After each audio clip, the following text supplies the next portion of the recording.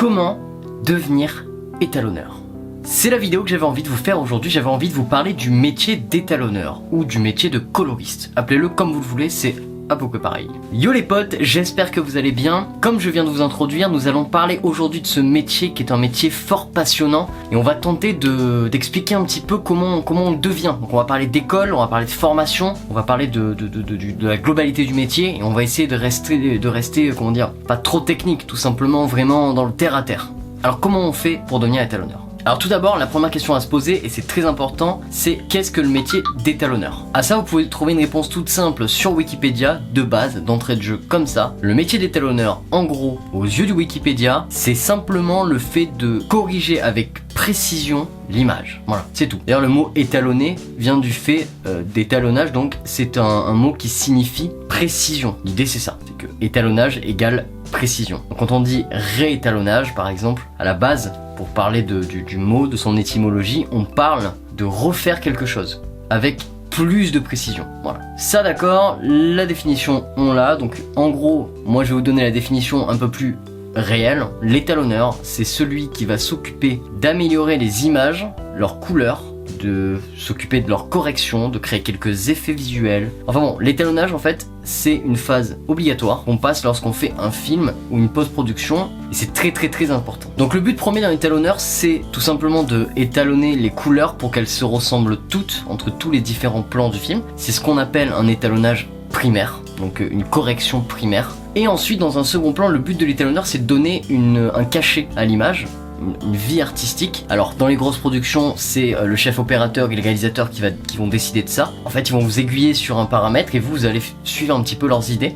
Mais c'est vous qui allez bel et bien donner votre côté créatif et artistique. C'est pas le réalisateur. Et c'est ce qu'on appelle la correction secondaire, tout simplement. C'est pas très compliqué jusqu'ici. Alors, je me suis intéressé un petit peu à tout ça parce que moi j'ai pas fait d'école particulière, j'ai pas fait d'école de cinéma ni quoi que ce soit. Et on m'a posé pas mal de fois la question sur les réseaux sociaux, comment on devient étalonneur dans une école? Est-ce qu'il faut faire une école de cinéma? Est-ce qu'il faut faire un BTS audiovisuel? Est-ce qu'il faut faire des stages? Est-ce qu'il faut pratiquer? Enfin voilà, toutes les questions possibles. Et on va maintenant rentrer dans le vif du sujet, maintenant qu'on sait ce qu'est l'étalonnage. Alors du coup, pour ceux qui sont vraiment très débutants, histoire de vous faire une définition qui vous parle et qui vous frappe tout de suite, si vous ne savez pas du tout à quoi ressemble l'étalonnage, je vais vous montrer. Donc là maintenant, c'est les images telles qu'elles sont lorsque je les ai tournées, et là, maintenant, c'est les images telles que je les ai étalonnées. Vous voyez, c'est pas pareil. Bref, c'est parti, je vais vous montrer rapidement ce que j'ai pu trouver dans mes recherches sur comment devenir étalonneur. On y va. Bon, alors pour vous appuyer mon propos et vous montrer un petit peu où on en est au niveau du problème, on a tapé sur Google devenir étalonneur. Alors là, on va prendre les 3 premiers liens parce qu'en fait, à la suite, j'ai déjà regardé et en fait, tout le reste, c'est des formations et des trucs un peu douteux. Et après, on a quelques fiches métiers un peu plus loin, mais enfin bon, c'est pas des trucs de malade. Alors concrètement, on va prendre le premier lien Studirama, le deuxième 3IS qui est une école de cinéma et le troisième qui est L4M qui est un emploi stage formation Hauts-de-France. Et ça, c'est les 3 premiers liens Google, les potes. Hein. Donc on est parti, on y va. Alors qu'est-ce qu'il nous dit le premier? Donc Studirama, il nous dit étalonneur numérique. D'accord. Alors cursus, débouché, rémunération, les écoles diplômantes. Alors l'étalonneur, étalonneuse numérique rétablit des équilibres colorimétriques et sensitométriques d'un film, cinéma, fiction, TV, bande-annonce, spot, pub, documentaire en travaillant sur l'ensemble des séquences d'un film et sur l'équilibre des plans à l'intérieur d'une séquence. Ouf. Ok. Alors ça me paraît assez juste, hein, mais encore une fois, bon, on n'a pas du tout la mention artistique dans l'immédiat, mais bon, ça me paraît assez juste. Voilà, donc le but de l'étalonneur est d'obtenir une homogénéité de la pellicule en termes de densité d'image. Alors déjà, voilà, c'est hors du temps, mais voilà, ça paraît assez juste. Bon, en gros, compétences nécessaires pour devenir étalonneur: intérêt pour les technologies de pointe, soins et méthodes, sens esthétique et artistique, capacité de concentration et œil discriminatif, aptitude de travail en équipe. Les formations à suivre pour devenir étalonneur: peu de formations existent. Ah bah, Studirama, il le dit aussi, pour préparer à cette nouvelle profession d'étalonneur, En dehors du BTS audiovisuel, option numérique de niveau Bac+2, des écoles privées proposent des cursus assortis de stages dans le domaine audiovisuel. Ouais, voilà, on voit pas grand chose. Donc, les débouchés: l'étalonneur numérique travaille en tant qu'employé dans une société de post-production spéciale ou, en fonction de son expérience, à son compte. D'accord. Les conditions de travail sont difficiles. L'étalonneur reste de longues heures assis, les yeux vissés sur son écran informatique ou sur un écran de cinéma. L'activité se pratique en salle obscure et demande une attention sans relâche. Bon d'accord, ok, donc le premier délire de Studirama me paraît assez juste, mais en gros il nous indique juste que c'est une profession très technique, voilà, ça paraît tout de suite réservé à une élite, hein, puisque bah voilà, il n'y a pas d'accès, hein. Donc quand il n'y a pas d'accès, c'est une élite, hein, excusez-moi, mais quand il n'y a pas d'accès, c'est réservé à de l'élite. Donc concrètement, déjà c'est totalement un problème, mais voilà, ok, en soi. Le deuxième, on y va, 3IS. Alors là c'est pas mal, je crois que c'est la Palme d'Or. Alors, étalonneur, étalonneuse, sur le site officiel de 3IS, hein, donc Institut International Image et Son. Hein, donc 3IS c'est une école de cinéma très connue. Hein. Donc l'étalonneur intervient après le montage et travaille sous la direction du chef opérateur. Alors déjà c'est faux, il y a une première erreur dans la première ligne, c'est pas vrai. L'étalonneur n'intervient pas toujours après le montage. Très loin de là. Sous la direction du chef opérateur, c'est vrai, mais aussi celle du réalisateur. Donc ça, c'est pour des grosses productions. Il retravaille finement, la quantité de rouge, de vert et de bleu dans l'image. Ça, c'est faux également. Ainsi que la contraste et la luminosité. Voilà. En gros, voilà, la définition d'étalonneur en une ligne par 3IS, qui est une école de cinéma, donc d'accord, qui forme des gens qui font du cinéma. Voilà, elle tient là. Hein. En gros, l'étalonneur, il intervient pour modifier la contraste, la luminosité, le rouge, le vert, le bleu, et sous la responsabilité du chef op. Voilà, terminé. Alors, il est amené à agir sur les pixels dans le cadre de captation numérique en tenant compte notamment des objets filmés et de leur couleur, de la balance des blancs, de la sensibilité des capteurs, de la profondeur numérique et des réglages effectués par le chef op lors du tournage. Il est responsable également du color grading. Quoi? Color grading? Appelé encore espace couleur propre à chaque support de diffusion. Voilà, alors là vous remarquerez la jolie faute, je sais pas comment on peut appeler ça, c'est une faute de syntaxe, de grammaire ou j'en sais quoi, mais color grading, pour une école de cinéma ça la fout mal, hein. On dit color grading, hein. Pour une école de cinéma, moi je trouve que ça la fout mal. Ces supports se diversifiant avec l'apparition de nouveaux écrans, tablettes, ordinateurs, smartphones, etc., cette étape est devenue incontournable, donc merci de le citer. L'étalonneur ne gérera pas l'espace colorimétrique sur écran de TV de la même manière que sur un écran d'ordinateur. 3IS propose à travers son cursus supérieur en cinéma audiovisuel en 3 ans une formation complète permettant d'intégrer les fondamentaux et contraintes techniques que doit maîtriser l'étalonneur. Donc en gros, une 3IS propose donc une formation qui permet d'intégrer les fondamentaux et contraintes techniques. D'accord, très bien. Donc là, on s'aperçoit juste que c'est une école de cinéma et juste dans la description, on a 10 000 approximations, on a même une magnifique faute de c'est gros quoi, hein, c'est très gros quoi. Enfin vous ça vous paraît peut-être rien, mais c'est une école de cinéma qui vous pète 9000 balles l'année en fait les gars, ça coûte 9000 € l'année quoi. Déjà sur la brochure il y a écrit color grading quoi, tu vois, ça annonce la couleur, tu vois, ça annonce le sérieux avec lequel ils prennent la discipline quoi. Voilà. Ensuite on va pour la dernière, hein, donc L4M, donc là c'est un institut de stage en Hauts-de-France, d'accord, voilà. Alors celui-là c'est la palme d'or de ce qui remontre un petit peu où on en est vis-à-vis du métier, à quel point c'est méconnu. Donc étalonneur, définition générale, technicien qui étalonne les bandes vidéo ou argentiques pour obtenir une cohérence des timecodes. Alors là on est dans une autre planète, on est dans un autre temps, d'accord, hein. Donc c'est normal, c'est parce que à mon avis l'article il est très vieux. Compétences nécessaires, lire et comprendre l'anglais technique. D'accord. Alors là, on est à l'ouest complètement. Donc lire et comprendre l'anglais technique, d'accord, mais c'est pas du tout les compétences nécessaires en tant que tel. Activité, préparer le matériel et contrôler son fonctionnement. Alors absolument pas. Assurer la maintenance, mettre en œuvre les équipements, absolument pas. Vérifier la qualité technique et artistique de l'image, oui dans un sens, mais absolument pas dans les faits, puisque c'est justement nous qui allons créer sa valeur technique et artistique. Qualité, sens artistique confirmé, savoir gérer l'imprévu, ok. Réactivité, d'accord, ça je suis d'accord. Formation recommandée, donc là on a des infos. BTS cinématographique option image, celui-ci n'est toutefois pas requis pour toutes les tâches d'assistanat plus simples. Des formations de niveau 4 à 3, BT, BTS ou DUT en électronique ou électrotechnique. What the fuck?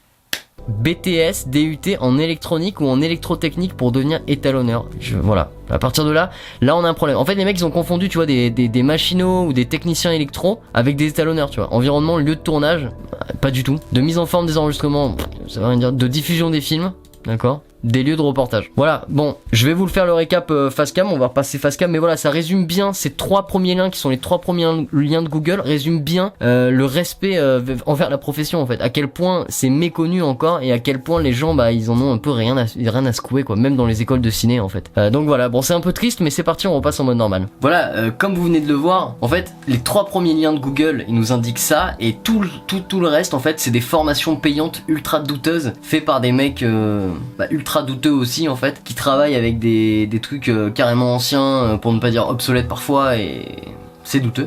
Voilà. Et en plus, enfin voilà, moi j'ai jamais compris le concept en fait de faire payer quelque chose qui est gratuit en fait par les autres. En fait, je veux dire, les mecs font payer quelque chose que vous avez gratuitement sur ma chaîne par exemple, et en plus ils le font payer relativement cher. Donc bon. Mais bref, pour revenir à notre sujet, qu'on nous apprend, c'est ça. Les écoles de cinéma, hormis certaines écoles, notamment la Fémis ou Louis Lumière et quelques autres écoles, qui vont vous donner en fait des notions de base, qui vont vous apprendre des techniques de base. En fait, il n'y a pas vraiment de formation pour devenir étalonneur. C'est ce qu'on voit là tout de suite. Il n'y a pas vraiment d'école. D'ailleurs, même la définition de l'étalonnage, comme vous avez pu le voir, au sens même de ces différentes entités, est totalement what the fuck. C'est-à-dire qu'on passe d'un terrain à un autre en une seconde. C'est-à-dire que pour un site, on nous parle de talonnage, donc ce serait un truc qui serait réservé à une élite de techniciens, si on en suit ce qui est écrit, donc une élite de techniciens particulièrement aguerris dans le domaine. Également, ce serait pour une autre, ce serait carrément pour l'école de cinéma, et là c'est là où ça nous fait vraiment peur, c'est carrément un usage ultra basique, on n'a aucune précision de plus, on n'a rien,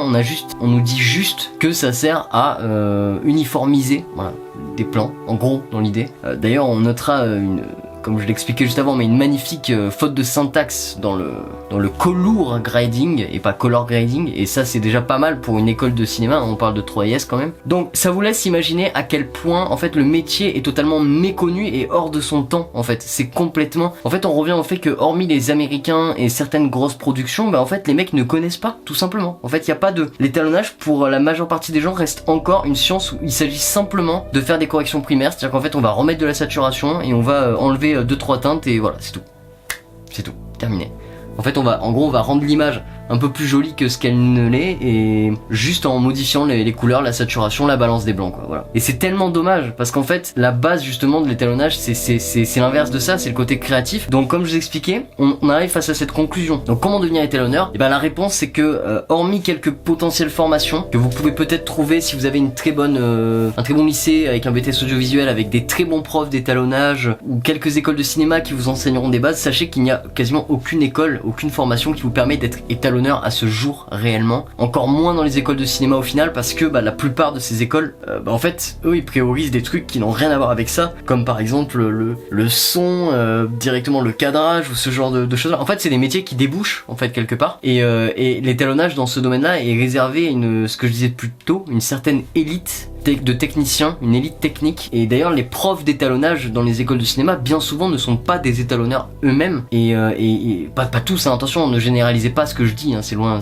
d'être le cas, mais généralement ce sont pas des étalonneurs, et ils vont vous montrer simplement des bases d'étalonnage telles que je peux vous montrer en une seule vidéo, et vous allez mettre des années, 1 an par exemple pour faire, voilà, là on nous parle de 3 ans supérieurs sur le 3S, donc vous allez mettre des années pour apprendre à corriger de la saturation et de la contraste en fait, alors que ça s'apprend en 5 minutes si vous avez envie. Encore une fois on revient au concept même et au problème des écoles de cinéma, à quoi est confronté le truc, hein, c'est que ça coûte très cher, et au final vous mettez beaucoup de temps pour apprendre des choses. Mais je veux pas faire un débat sur les écoles de cinéma, je vais plutôt parler des techniques, encore une fois, vis-à-vis de l'étalonnage. On parlera des écoles de cinéma dans une autre vidéo. Je pense que si vous voulez devenir étalonneur aujourd'hui, je vais arriver à cette conclusion là, c'est que la clé est simple, c'est aller sur des tutos, regarder un maximum de tutos YouTube, et surtout pratiquer énormément.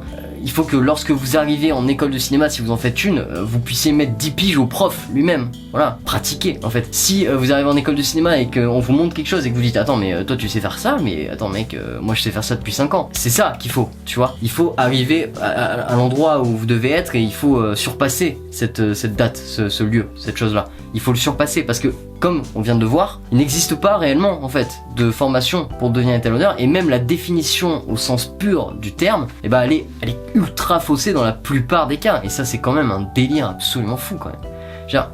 Ça nous montre à quel point les écoles de cinéma dans leur globalité sont incompétentes en général. Ça nous montre bien à quel point il y a un problème. C'est pareil lorsqu'on parle d'étalonnage en école de cinéma en général, il y a souvent cette notion de phase de post-production qui dure très longtemps, et moi j'ai des potes qui ont monté des courts-métrages de 7 minutes et qui passaient 15 jours entiers, 15 jours pleins sur l'étalonnage, avec des méthodes, donc sur DaVinci en école de ciné, avec des petites consoles DaVinci, vous savez c'est les mini panels là, c'est celle à 900€, les 3 boules, avec un prof à côté qui disait voilà écoute je te montre, tu fais ça, donc ça c'est pour la contraste, c'est machin, et il passait 15 jours pour 7 minutes de film.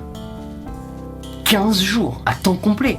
Même ça, il faut aussi se rendre compte d'un truc, c'est que c'est plus du tout adapté au marché. On peut plus se permettre de passer 15 jours sur 7 minutes de film. C'est pas possible. 15 jours sur 7 minutes de film à temps complet, les gars, ça fait un nombre d'heures que vous n'avez pas du tout idée. Ça fait un paquet d'heures. C'est vraiment hallucinant comme temps de travail. Aujourd'hui, pour faire bosser plus d'étalonneurs et pour faire émerger ce métier magnifique qu'est l'étalonnage, il faut que les gens soient formés à être plus performants, à être plus rapides. Et ça, malheureusement, ça vient de l'enseignement à la source. C'est parce que les professeurs, en général, lorsqu'ils apprennent aux élèves, déjà c'est assez bâclé, et deuxièmement, ils apprennent pas pour faire entre guillemets productif. Ils apprennent pour faire, tu vois, faut que ce soit long, quoi, parce qu'il faut que l'apprentissage tu le payes, tu le payes pas pour rien, tu vois, faut que ça prenne du temps, faut que ça ait un sens, parce que sinon ils t'apprendraient tout en fait. En un an t'apprends tout en soi, tu vois. Même si t'es en constante évolution et que tu peux continuer à apprendre toute ta vie, en un an t'apprends toutes les bases très facilement. Je veux dire, en un an tu tâtes comme un ouf en vrai.